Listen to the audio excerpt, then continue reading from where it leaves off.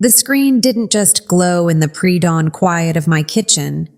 It felt like it was humming, vibrating with a secret that was about to tear my world apart at the seams. Your results are in. Discover what makes you, you. It was just a silly email from an ancestry company.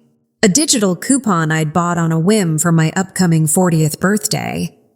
I'd expected to find I was 10% Irish or that I had a predisposition for high cholesterol. I was sipping my lukewarm coffee, the gray light of morning just beginning to separate the trees in my backyard from the sky, and I clicked the link, and there on the screen, under the cheerful heading DNA Relatives, was a name I had never seen before. Annalise. Annalise Thorne. Beneath her name, the words that stopped my heart. Predicted relationship, half-sister. 24.5% shared DNA, half-sister. The two words just hung there, unreal. I stared at them until the letters blurred.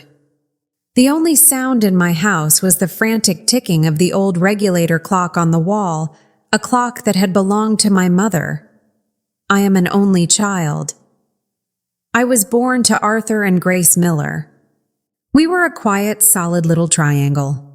Mom, Dad, and me, Eliza. My mother, Grace, was the center of my world, all warmth and flower-dusted aprons and the scent of lavender water. She passed 5 years ago. Liver cancer and the loss of her still felt like a missing stair in the dark. And my father, Arthur, my dad was a good man, a quiet man. He was a regional sales manager for a textile company for nearly 40 years. That's what he always said. It meant he traveled. A lot. Growing up, Dad's on the road was as common a phrase in our house as pass the salt. He'd be gone Monday through Friday, sometimes longer, driving through 3 or 4 different states. But when he came home on the weekends, he was home. He was the smell of sawdust from his workshop, the sound of old jazz records spinning on the turntable, the feel of his calloused hand ruffling my hair. He was the man who taught me how to ride a bike, patiently holding the seat, jogging alongside me, his breath puffing in the cool air. "You've got this, Eliza Bean," he'd say. "Just look where you want to go." He adored my mother. I never, not once, saw them raise their voices. I saw the way his eyes would soften when she walked into a room, the way his hand would always find hers when they sat on the porch swing. After Mom died, he seemed to shrink. The color in his world just faded. He retired a year later, sold the big house, and moved into a quiet, tidy condo about 20 minutes away from me. We had dinner every Sunday, without fail. He'd bring the wine, I'd cook. We'd talk about the weather, my job at the university library, his garden.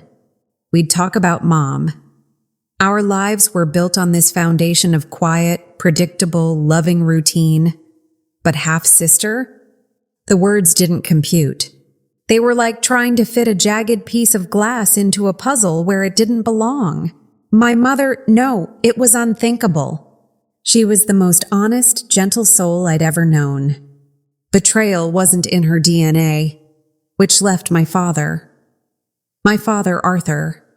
The quiet man who loved jazz and woodworking. The man who, just last Sunday, had helped me fix my dripping kitchen faucet, his hands steady and sure. I looked at the screen again, at the name Annalise Thorne. I clicked on her profile. She was 42, 2 years older than me. Her profile picture showed a woman with kind eyes and dark curly hair standing on a porch. She looked happy, and in the shape of her jaw, in the way her left eyebrow arched just slightly higher than her right. I saw my father. The coffee in my mug was cold as stone.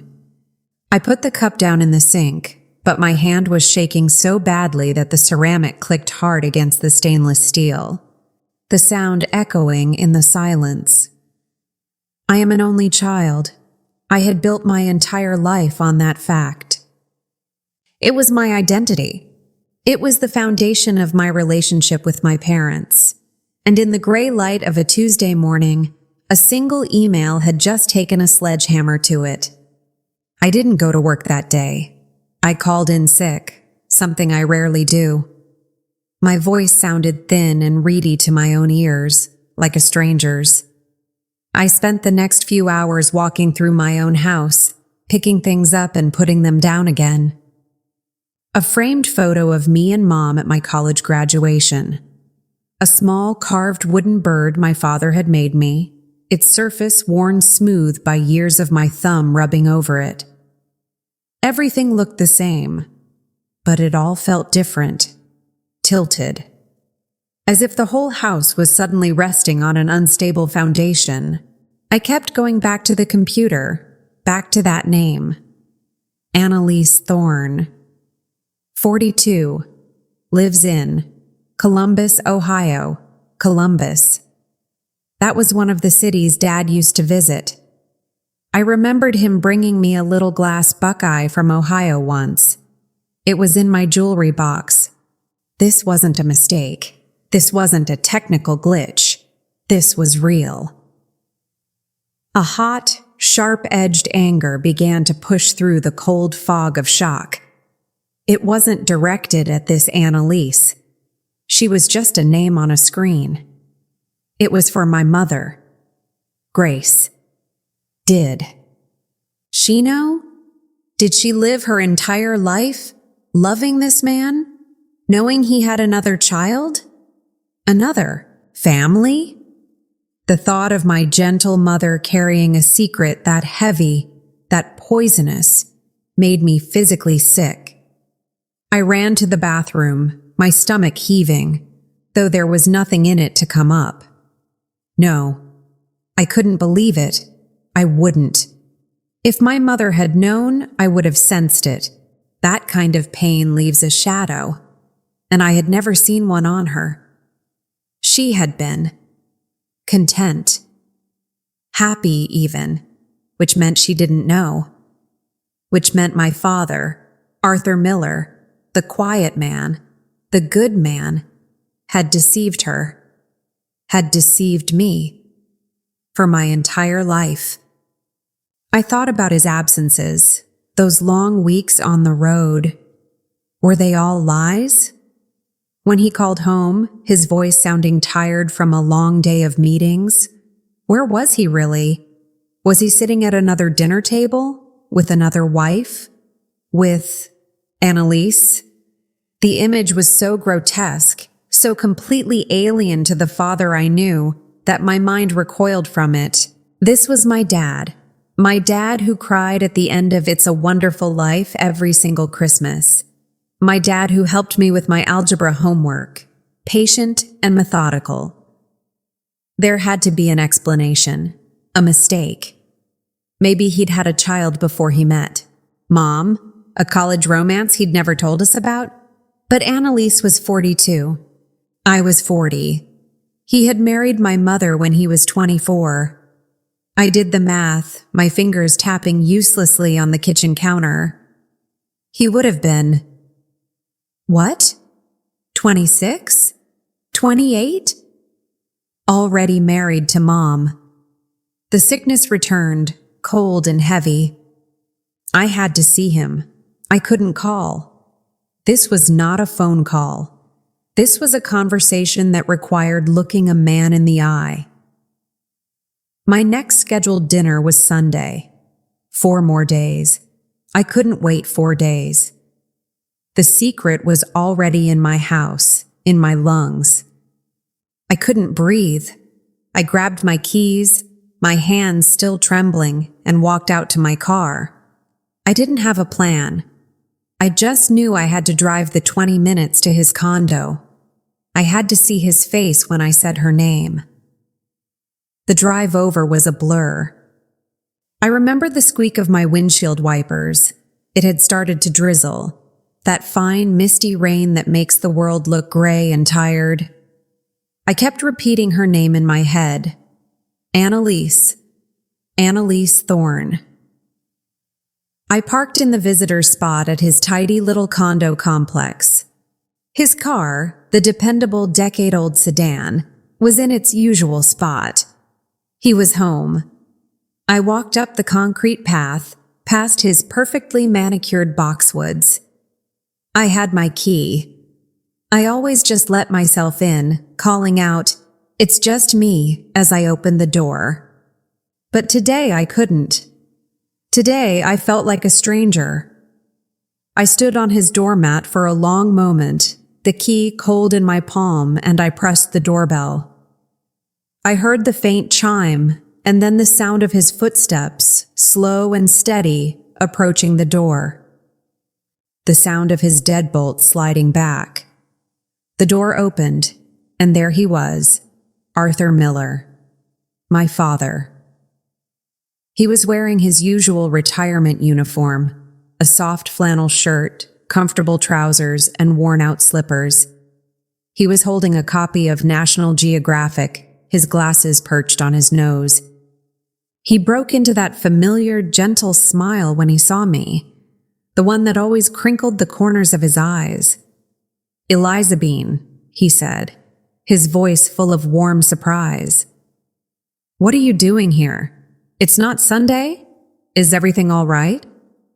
And looking at him, standing there, the picture of harmless, loving fatherhood, my resolve crumbled. How could this man be a liar? How could he be a monster? "Hi, Dad," I said, my voice cracking. I was just in the neighborhood. I thought I'd stop by." "Well, come in, he said, stepping back to let me pass. "You're letting the chill in. I just put on a pot of coffee."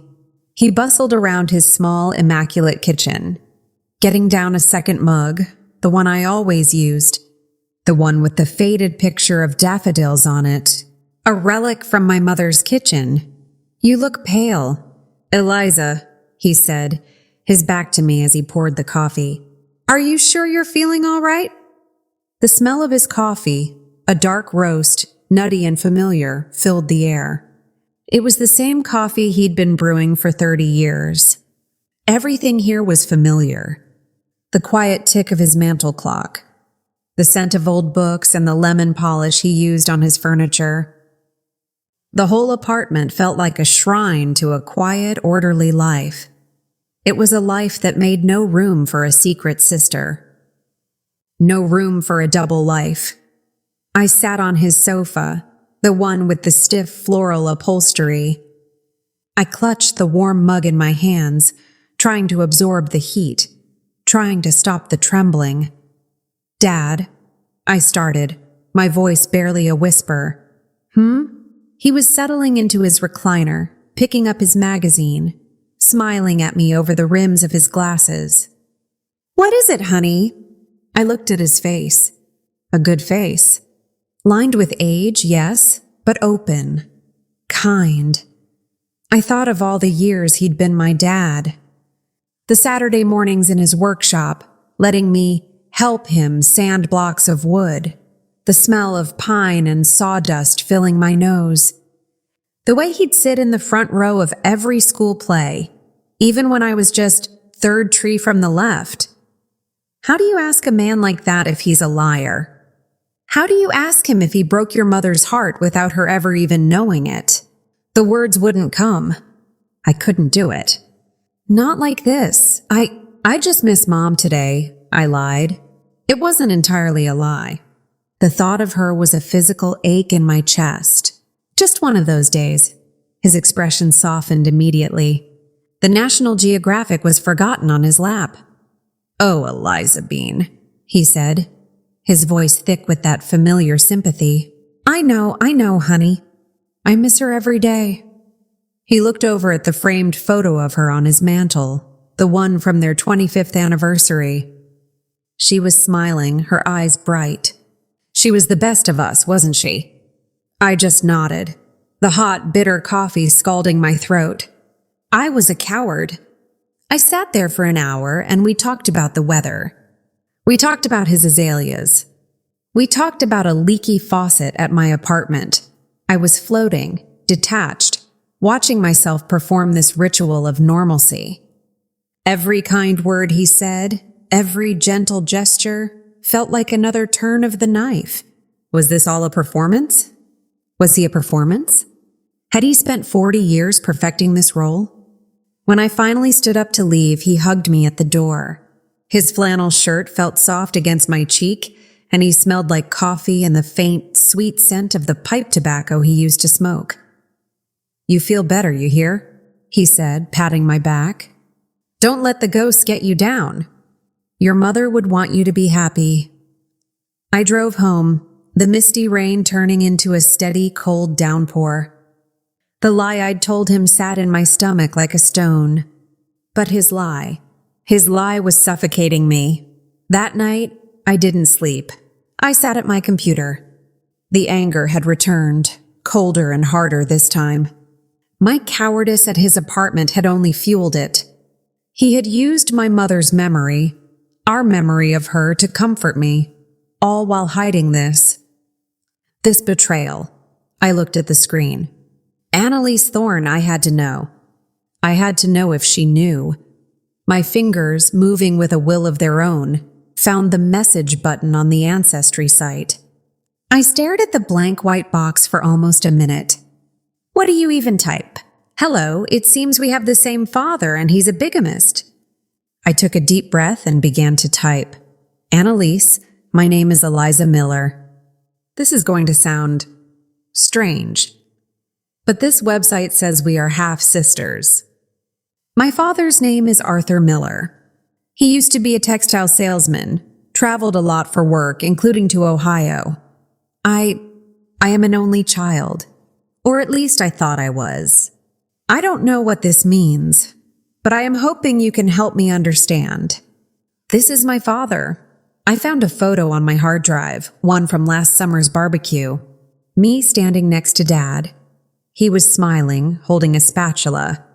I attached it to the message. I stared at the send button. This was it. This was the point of no return.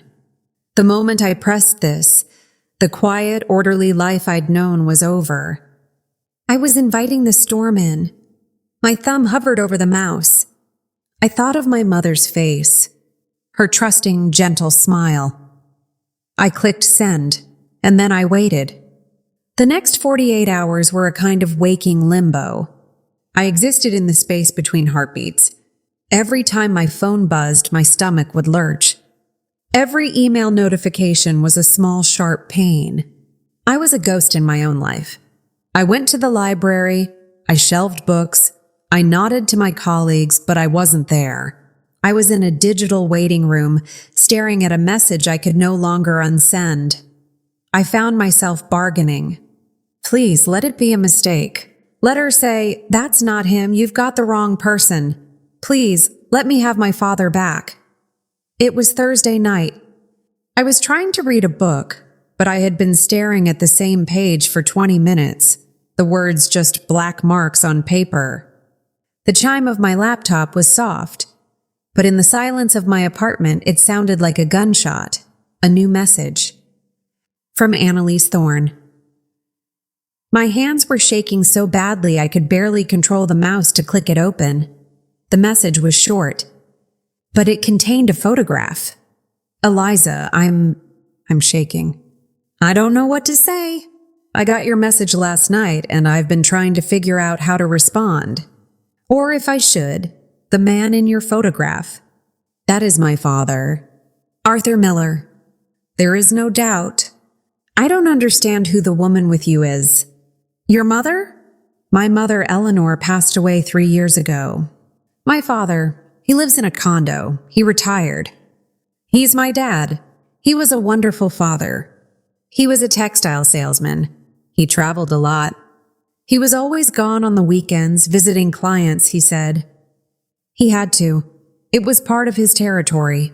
I am attaching a photo. This is from my first birthday. That is my mother, Eleanor. And that is our father. I'm so confused. Who are you? I clicked the attachment. The photo was old. The colors faded to yellow and pink. But the man in it was unmistakable. It was my father Arthur, only younger.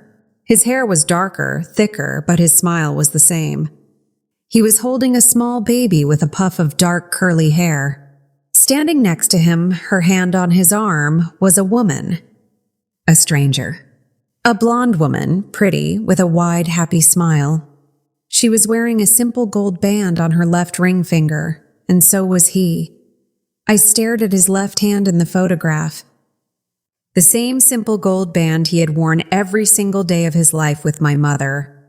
Grace, always gone on the weekends. He'd be gone Monday through Friday, my own voice echoed in my head. The two halves of the lie slammed together. It wasn't an affair. It wasn't a secret child from before. It was both of them. He had two wives. My father, Arthur Miller, the quiet man, the good man, was a bigamist. He had lived two completely separate, parallel lives. My mother, Grace, in Pennsylvania, got him on the weekends. Eleanor, in Ohio, got him during the week. He wasn't a regional sales manager. He was a commuter between his two families. The image of him coming home to us on Friday nights, looking tired, my mother rubbing his shoulders. Had he just come from her? The image of him leaving on Monday morning, my mother packing him a small lunch for the drive. Was he driving straight to them? The love I felt for him, that deep foundational love, cracked. And in its place, a cold, dark water rushed in. Rage. A rage so pure and so profound it took my breath away. It wasn't just for me. It was for my mother, Grace, who had lived her entire life as half a wife and never known it. It was for Eleanor, the other woman, who had also been deceived. It was for this Annalise, my sister, who was just as much a victim as I was.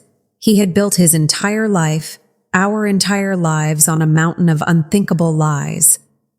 I didn't message Annalise back. Not yet, I couldn't. I printed the photograph. The one of him and Eleanor and the baby. The ink from my cheap printer was still slightly wet, smudging on my fingers as I grabbed it. I didn't get my coat. I didn't even change my shoes. I walked out of my apartment, got in my car, and drove. This time, I didn't hesitate at his door. I used my key, the key he had given me, the key that symbolized trust. I shoved the door open so hard it banged against the wall. He was in his recliner, just as he had been 2 days before, reading. The picture of domestic peace. He jumped at the sound, his book falling to the floor. "Eliza! Good heavens, you scared the life out of me." "What on earth?" I didn't say a word. I walked straight to the center of his tidy, quiet living room, right in front of his chair. My heart was hammering against my ribs so hard I thought it might break through. He looked up at me, his face a mask of fatherly concern. "Eliza Bean, you're white as a sheet. Are you—" I held out the printed photograph. I just held it in the space between us, my hand shaking with a violence that terrified me. He squinted, trying to focus on it. "What's this, honey? An old—" And then he saw it. He saw himself. He saw Eleanor. He saw the baby, all the blood, all the color, all the life just drained from his face. It was a terrifying thing to watch. The man I knew disappeared, and in his place was a gray, hollow-eyed stranger. His mouth opened, but no sound came out. The hand that reached up to take the photo was trembling far more than mine. "Dad?" I said, and my voice was not my own. It was cold and flat and dead. "You told me you missed Mom." He flinched, staring at the paper. "Eliza, I don't— Who is she?" I demanded, my voice rising, breaking through the dam of my shock. "Who is that woman? And who is that baby?" "Please," he whispered. He looked small, a shrunken old man in a flannel shirt. "Please, Eliza, sit down. Let me explain." "Explain?" I laughed, but it was a horrible, jagged sound. Explain what? Explain 40 years of lies? Explain my entire life? Explainer? I pointed at the baby in the picture. Annalise, your other daughter. My sister, his head snapped up, his eyes wide with a new sharp panic. You spoke to her? She and I have been comparing notes, I lied, the rage making me cruel. Monday through Friday in Ohio, weekends in Pennsylvania. My God, how did you do it? How did you live like that? How did you look my mother in the face every Sunday, knowing you had another wife waiting for you? Grace never knew, he stammered, his eyes filling with tears. I never wanted to hurt. I loved her. I loved both of them. Don't, I hissed. The word was ripped from my throat. Do not say her name. You don't get to say her name. He just sat there, the photograph fallen from his limp fingers onto his lap. The image of a happy young family, his other happy young family. I was young, he whispered, his voice pleading. I was stupid. It happened. And then I couldn't stop it. You couldn't stop it? I looked around the room at the pictures of me, the pictures of Mom, all props in his stage play. You didn't want to stop it. You had it all. 2 wives who adored you. 2 daughters. You had your whole cake and you ate it too. And you left us, all of us, with the crumbs. He just wept, his shoulders shaking. Pathetic, silent tears. I had come for an explanation. But seeing him like this, seeing the whole pathetic, selfish truth of it, I felt nothing but ice.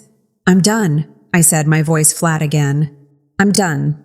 I don't know who you are. I turned and walked out the door, leaving him there, a shrunken old man in a chair, crying over the ruins of the 2 worlds he had built. I don't remember the drive home. I only remember walking back into my apartment and seeing the laptop still open on the table, Annalise's message glowing on the screen. I'm so confused. Who are you? I sat down, my legs giving out from under me. The ice that had frozen me at my father's apartment began to thaw, and it was replaced by a grief so profound it felt like I was drowning. It wasn't just grief for my mother, for the life she should have had, for the truth she deserved. It was grief for me, for the little girl who had waited by the window on Friday nights, ecstatic to see her daddy's headlights pull into the drive. That love, that pure, simple adoration, felt tainted now, like a beautiful painting spattered with mud. Had he come to me from Annalise's arms? Had he kissed me goodnight with the same lips he'd used to lie to my mother? I looked at the photograph Annalise had sent. The baby. My sister. She was just as much a victim as I was.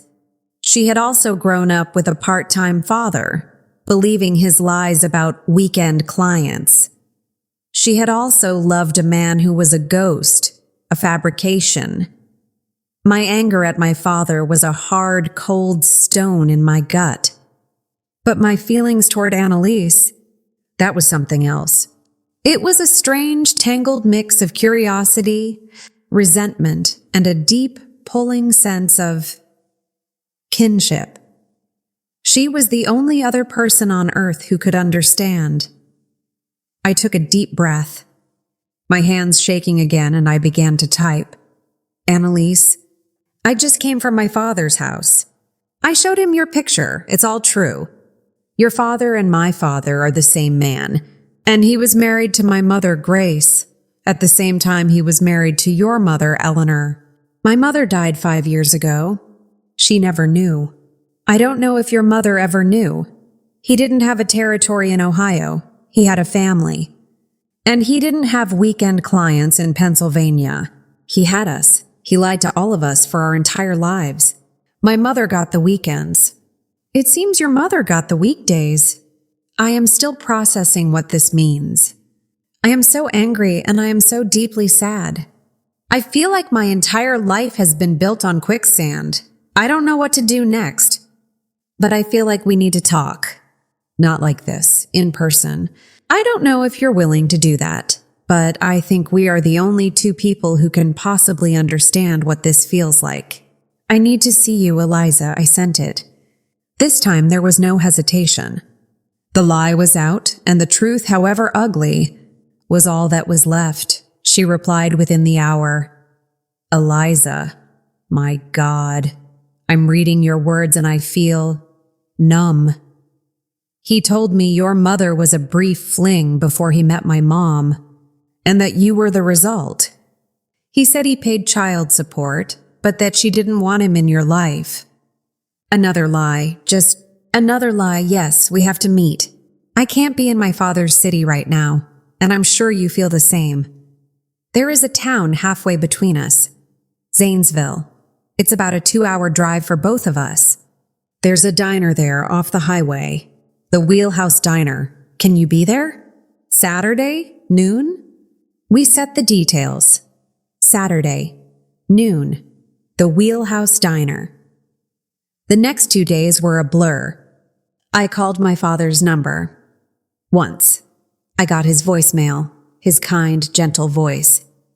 Hi, this is Arthur. Leave a message and I'll get right back to you. I hung up without saying a word. What was there to say? Saturday morning, I got in my car. The 2-hour drive east felt like a pilgrimage. I was driving through the very farmland my father must have crossed 1,000 times, shuttling between his two lives. Did he listen to his jazz records on these drives? Did he feel guilty? Or was he just happy? The thought made me ill. The Wheelhouse Diner was exactly what you'd expect. A long, low building with a buzzing neon sign, even in the daylight. It smelled of stale coffee and bacon grease. It was mostly empty, save for a few truckers at the counter and an elderly couple in a booth. I chose a booth by the window, the vinyl seat cracked and cold. I slid in, my back to the wall so I could see the door. My watch read 11:58. My heart was a bird trapped in my ribs. I was here to meet my sister. A 40-year-old woman I'd never known existed. A woman who was the living, breathing proof of my father's greatest betrayal. At 12:02, the little bell above the diner door chimed.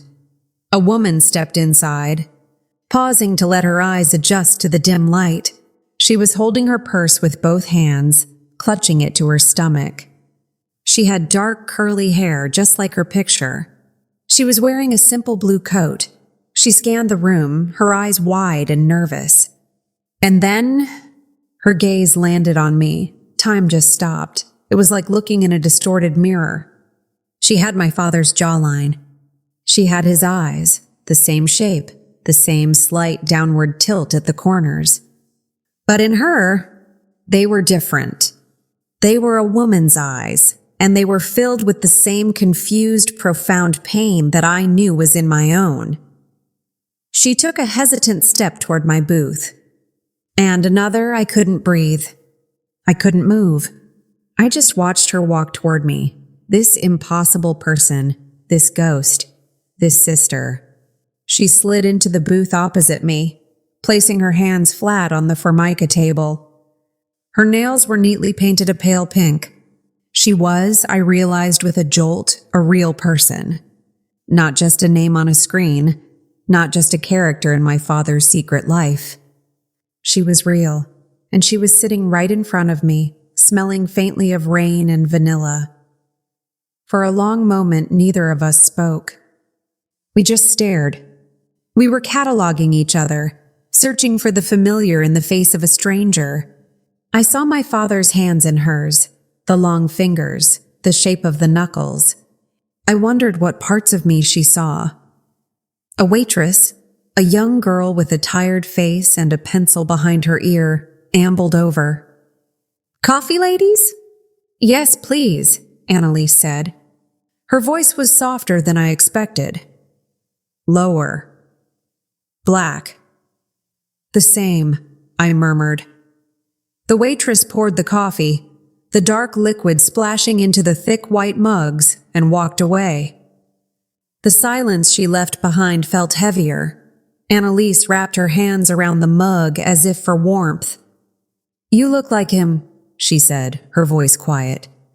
"Around the eyes. I didn't see it in the picture, but I see it now." "You do too," I said. "Your jaw. And the way your left eyebrow, it does that little lift. He does that when he's thinking." A ghost of a smile flickered on her face, but it was gone in an instant.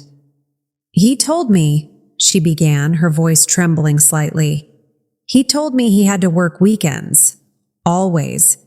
That his Pennsylvania clients were the most demanding. He said they were difficult. High maintenance. He'd come home on Sunday nights so tired.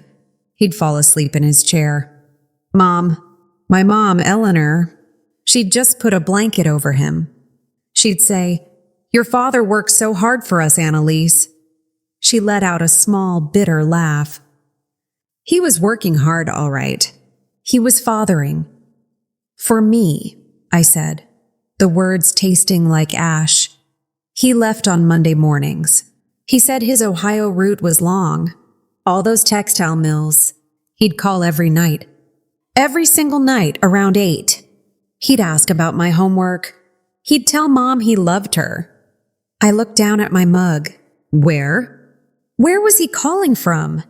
Your house? Was he sitting at your dinner table talking to my mother?"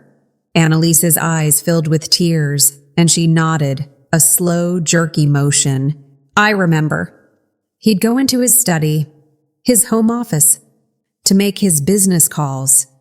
He always closed the door. I closed my eyes. The image of it, the casual daily deceit, the sheer logistics of his betrayal was staggering. My mother, Grace," I said, my voice thick, "was the kindest person. She trusted him, implicitly. She never questioned him, not once. She packed his suitcase for him every Monday morning. My mom ironed his shirts for him every Sunday night," Annalise whispered. "So he'd look fresh for his clients on Monday." We looked at each other, and the shared absurdity of it, the pathetic tragedy, washed over us.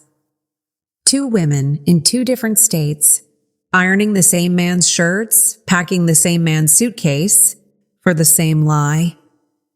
"He gave us both the same carved bird," I said, the memory surfacing with a sudden, sharp clarity.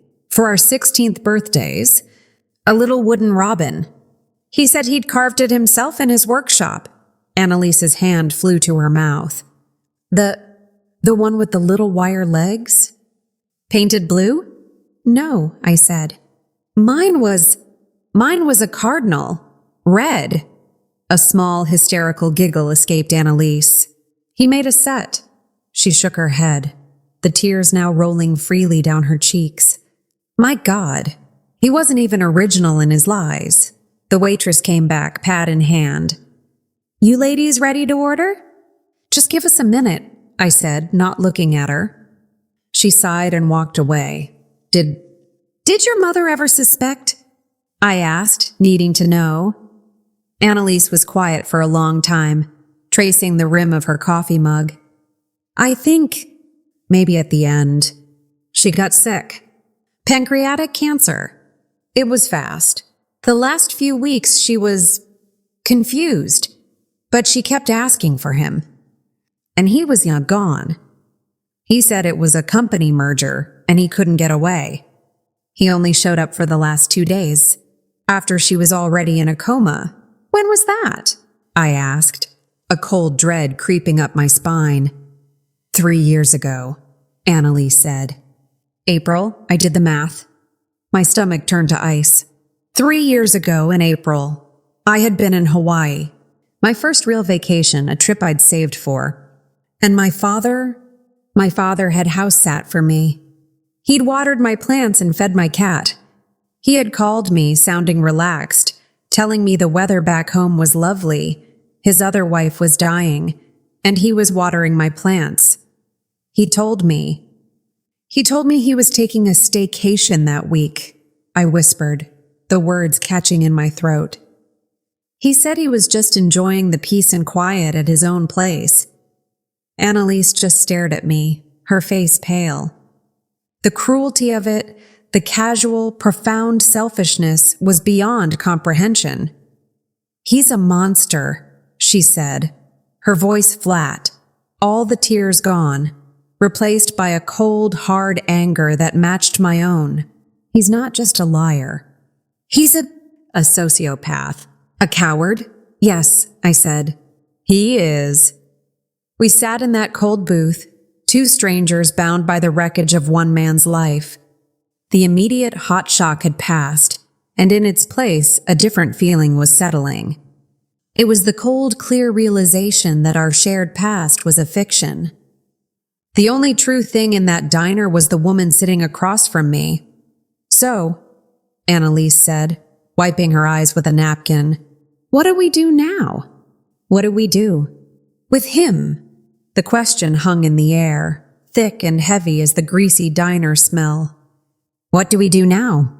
I looked at Annalise, at this woman who should have been my playmate, my confidant, my sister, but who was instead a 42-year-old stranger. All the years we had lost, all the shared memories that were stolen from us. They crystallized into a single cold purpose. "He doesn't get to just be sad," I said, my voice low. "He doesn't get to sit in his quiet condo, grieving what he broke, and pretend he's the victim. He doesn't get to be the good man anymore, not even to himself." Annalise nodded, her eyes hardening. "He has to see us. He has to see his two lives, standing in the same room. He doesn't get to keep us in our separate boxes." "We go to him," I said. It wasn't a question. Together. Now. We paid for the coffee we'd barely touched and walked out into the gray afternoon. We didn't talk about it. We didn't plan what we would say. We didn't need to. We were two halves of the same truth. And for the first time, we were whole. She followed me in her car for the 2-hour drive back to my city. I'd watch her in my rearview mirror, this dark blue sedan, a steady presence behind me. It was the strangest, most profound sense of companionship I had ever felt. I wasn't alone in this. I would never be alone in this again. We parked on the street in front of his condo complex, not in the visitor spots. We parked on the public street. We walked up the concrete path, side by side. I felt her presence next to me, a solid living warmth. I reached his door, the door I had banged open in rage just 2 days before. I pulled out my key, the key he had given me. I looked at Annalise. She gave me a single firm nod. I put the key in the lock and turned it. We stepped inside. He was exactly where I knew he'd be. In his recliner, he wasn't reading. He was just staring at the blank television screen. The apartment was silent, stuffy. It smelled like old coffee and fear. He heard the door. His head snapped around. When he saw me, a look of desperate, pathetic relief washed over his face. He started to stand up, his hands pushing against the arms of the chair. "Eliza," he choked out. "Eliza, thank God you're back. I can explain. Please, just let me." And then Annalise stepped out from behind me, moving to stand at my shoulder. My father froze. He looked at me. He looked at her. Back to me, back to her. His gaze flickered between our two faces, the faces that shared his features, the faces of the two separate lives he had built.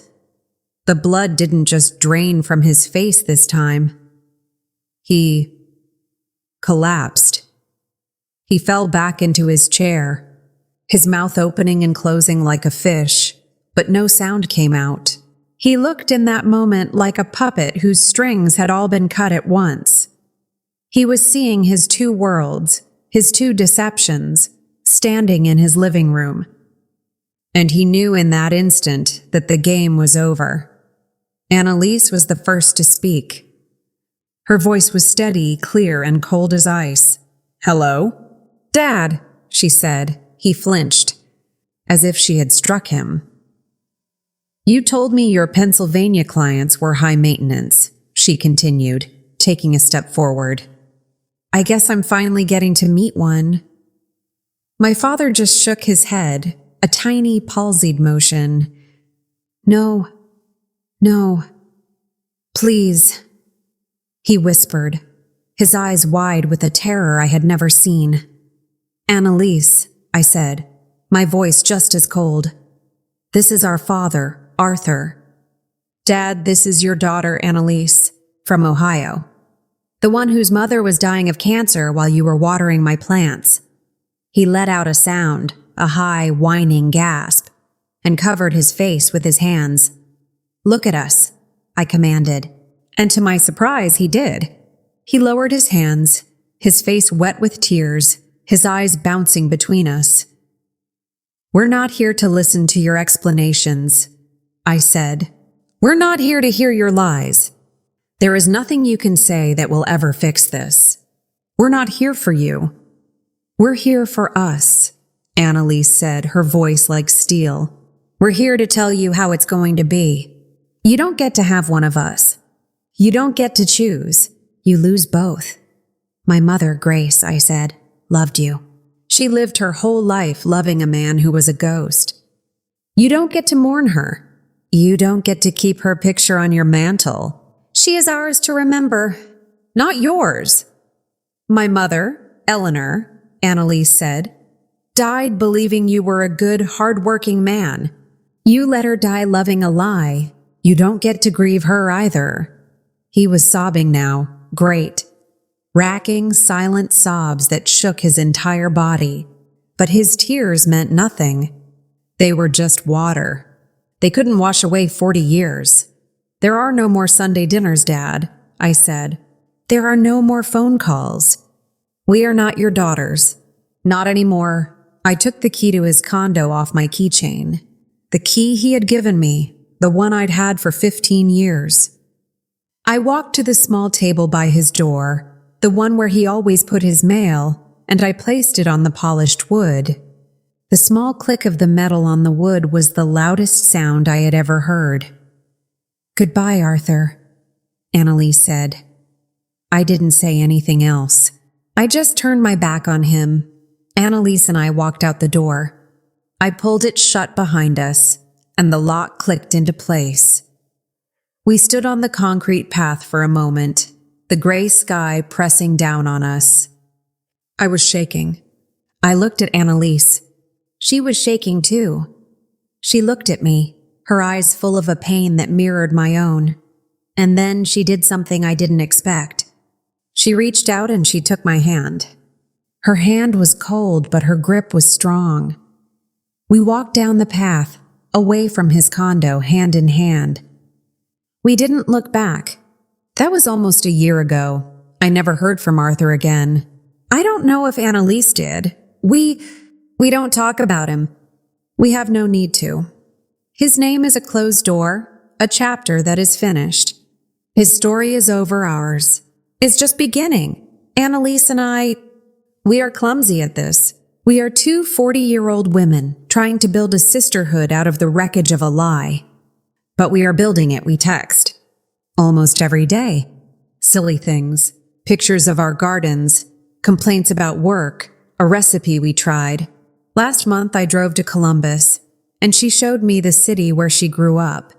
The city that was the other half of my father's shadow life. We went to the cemetery and I stood for the first time in front of the grave of Eleanor Thorne. I didn't know her, but I mourned for her. I mourned for the life she deserved. I put down a small bouquet of daffodils, the kind that used to grow in my mother's garden, and this coming Christmas. Annalise is coming to my house. It will be the first time. We are going to cook a turkey, and we are going to watch It's a Wonderful Life. It's time to make new memories, to wash out the old ones, finding out my entire life was a lie. It nearly destroyed me. It broke me open. But it set me free. The truth, child, is a painful, painful thing. It will burn your house down. It will take from you everything you thought you had, but when the smoke clears, you get to see what's really left. You get to see what's strong enough to survive the fire. My father built his life on sand, and the tide came in. My mother and Eleanor, they built their lives on the love they gave. And that love, it's still here. I see it in my mother's recipes. I feel it in Annalise's kindness. I lost a father, but I gained a sister. And I have learned that the family you choose, the family you build from the truth, is so much stronger than the one you are born into out of a lie. I want to thank you for listening to my story today. It wasn't an easy one to tell, but I felt in my spirit that someone out there needed to hear it. We all have secrets in our families. We all have those unopened doors we're afraid to look behind. So I have to ask you, if you found yourself in my shoes, faced with a betrayal that rewrote your entire past, do you think you could find it in your heart to forgive? Or is some damage just too deep to ever truly be repaired? Tell me your thoughts in the comments below. Your stories and your wisdom give me strength, more than you know. And if you've been touched by this story and you want to hear more, I ask that you please subscribe to the channel and support this community. We all have a story to tell. Be blessed.